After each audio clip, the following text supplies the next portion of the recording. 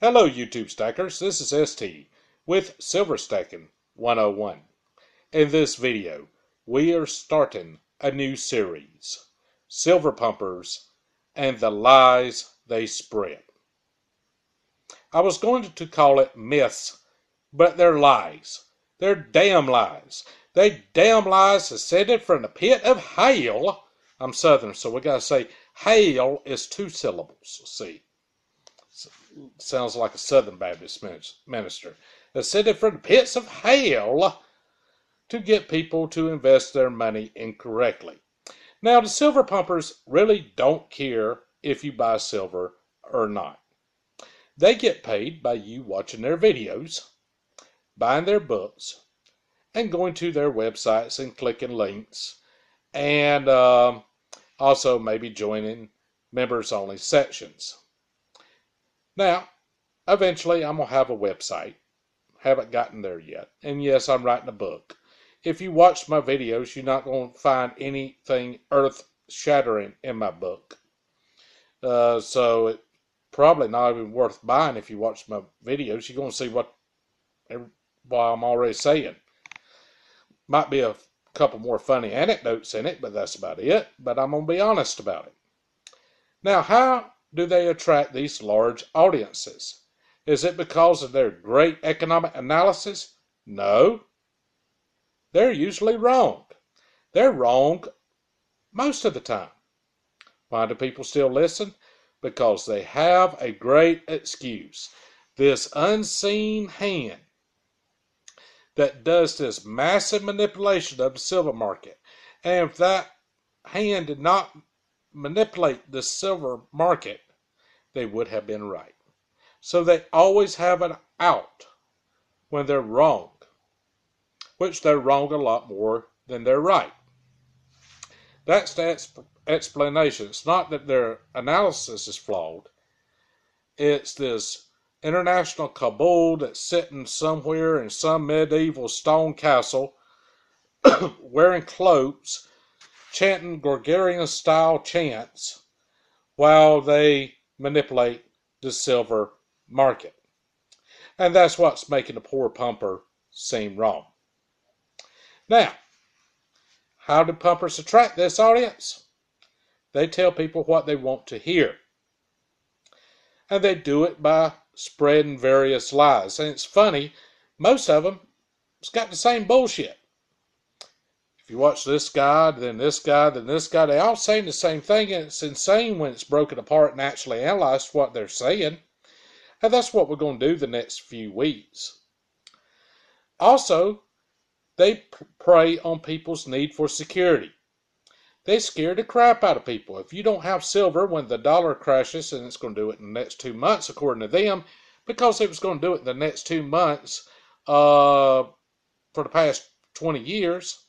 We did get close one time.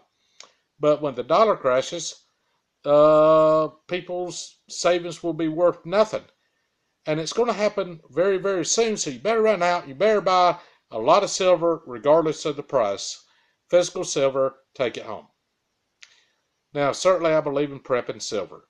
And I believe in silver as a store of value. And in the right cases, I believe in silver as an investment. But these guys believe no matter what the price, because it's going to go to infinity. Silver is the most, quote, undervalued asset on the planet. Bullshit. We'll get to that. You will hear strange things come from silver people, but it's a very simplistic approach. People like to buy what they think they understand. It is much more difficult to attract a large audience if one has complex economic reasoning behind their thought process. It's easy to keep the message simple. That's why politicians pay big money to PR firms to boil down messages to something very simple. Very simple. Hope and change. Make America great again. Etc., etc. It's easy to sell short, easy to digest snippets. So silver pumpers attract a large audience by being overly simplistic. Now, why are they dangerous? Because they get people to over allocate their investments into silver and buy not necessarily at the most advantageous times to buy. Goes back to buy at any price. It's the most undervalued asset on the planet. I think it can go to $8,000 an ounce. I'm mimicking one certain pumper. Yeah. Based on what?